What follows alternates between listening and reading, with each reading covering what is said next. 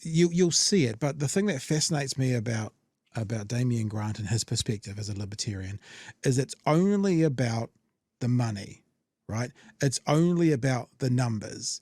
And it's not about, benefits. It's not about safer. It's only about the finances and nothing else. And it's also this Shangri-La fake world where you can just walk out of one job if you're unhappy and walk into another one of better pay. Oh, just leave it and go get a better job. Leave it and go get a better job. He never says, well, you can just leave that job and go into benefit, because that would actually be the case for many people.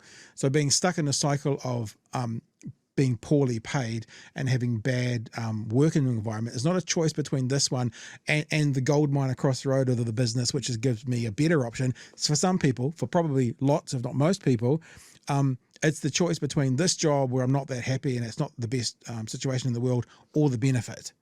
And so they stay and they get taken advantage of. And this is actually not what the contractor law is about. The contractor law is about allowing... A pointless redesignation of A to B. Let me finish. The current law says if you stipulate in your contract, or you're an employer, you stipulate that someone is a contractor, the court can look behind it if it's a sham. And they can say, actually, if you look at all the aspects of your work, you are a worker. Yeah. What this law is doing is it's enabling those sham contracts, and that boosts employer power, because it says when the employer stipulates that in the contract, what the employer says goes. That's very damaging for the imbalance of power that already exists between employers and employees. So the reason people are saying Brooke Van Veldem is taking her talking points from Uber is the court last year could look at how these guys were driving for Uber and go, no. You're an employee. It's obvious you're an employee. What this government's trying to do is to get it so that law no longer exists. So courts won't be able to make that determination. So Uber will be able to go, well, I don't care if you operate like an employee and do 99.9999% of all the things that you do an employee does. You're a contractor, and there'll be no recourse. That to me is quite scary. And that's the law that they're talking about changing. That's what this is really about. Because without people like you and Mr. Renney, the poor worker, they would just be exploited by people like you. So exploited. This is a paternalistic nonsense. Those people out there driving Ubers or doing whatever the designation is, they are making their own economic decisions out in the real world.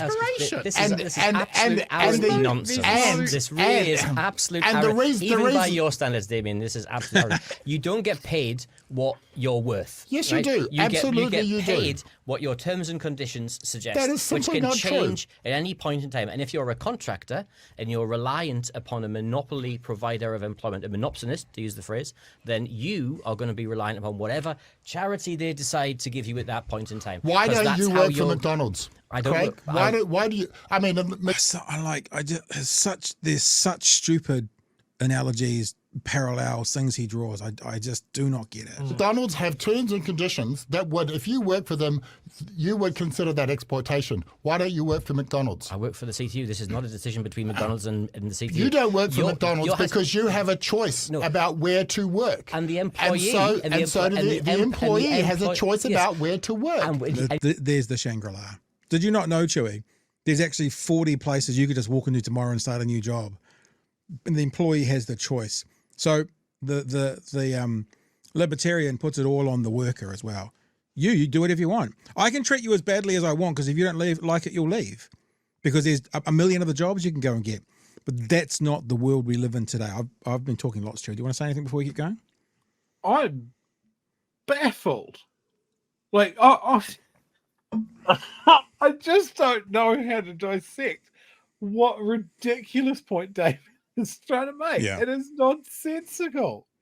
Well, I think it's going to get better. I'm stunned. I shouldn't be, but I'm stunned. This is phenomenal, even for him. Well, you might want to get yourself your dog as a comfort animal when we get to the end of this. But you've used a good word there. It's employee. It's not contractor. Yeah. Because they're an employee. They are directed. Actually, they're a person. They're directed in their work. Yeah. They are told what to do. They are given a job. See, they are an employee, and all the law does is it allows you, a judge, to say, actually, this is a legal fiction. And as a consequence, I'm going to tell the truth. And how is any of this making the boat go faster in terms of improving productivity? It doesn't. It does nothing. All that happens is all that happens right about now, how many angels can dance at the head of a pin. All that happens right now is Uber makes a giant profit, right? It uses inter-party transactions to reduce that profit, so it doesn't even turn up in the tax books. All we're doing is making a third party better off rather than the actual workers. Have you used Yes, Uber? of course I've used Uber. It's a pretty good service, isn't it? Yes, but And I want the workers in there. It almost feels like him saying, like, if it was 1780, you know, do you have people picking cotton? It's a pretty good service, isn't it? It's pretty effective, pretty cheap, you know. Yeah, and look, it works so well. The idea that because it's being used, therefore that means it's the best system they've got. It's just crazy. This has got about 30 seconds to go. It's a pretty good service, isn't it? Yes, but I want the workers in there to have great terms and conditions as well. This is an absolutely silly argument that we shouldn't use a service because for some workers it doesn't work. We should be making sure that the employees in that firm, as found by the court, are given the terms and conditions. You're sea lining, and no one likes sea lining. Do the people who drive for Uber, do they have a choice, or are they indentured labour? Of course they have a choice. Right, that's it. Discussion ended. They have a choice. People who are exploited will still choose that exploitation. But they have a choice. They have a choice, and you don't seem to understand that. There you go. So that's what I'm saying. He just doesn't get it. They have a choice. I mean, it's like debate school, yeah? Yeah, they have a choice. They could either work for Uber or go on a benefit. You know, assuming that they don't just walk into another job. Yeah. They have a choice. But working for Uber, and, you know, they have a choice. They live in Auckland and their rent's $750 a week and they've got kids and, you know, they couldn't survive on a benefit, but they still have a choice. He just seems to think, as I said, you walk out of this job and across the road, look, there's a job that pays twice as much and you can definitely walk into that job. It's just this fantasy world he lives in. Yeah, I'd like to see him talk to an Uber driver. Like a lot of Uber drivers are new immigrants to this country. And we know that things are not easy when you're a new immigrant. Language skills are maybe not up to snuff to work. Like, you're not going to get an office job, are you? One of the benefits for those people that drive Uber is all that they need is a car that meets the requirements to get the right driver's license and that sort of thing. There are so many structural problems with what Damian Grant is talking about there. Yes, they do have a choice. And for many of them, it's have a job with some income or don't. Yeah. Everybody isn't equal. Everybody's opportunities aren't equal. And sometimes that choice of have a job or not means you agree to exploitation or danger, because that is a safer bet than the great unknown.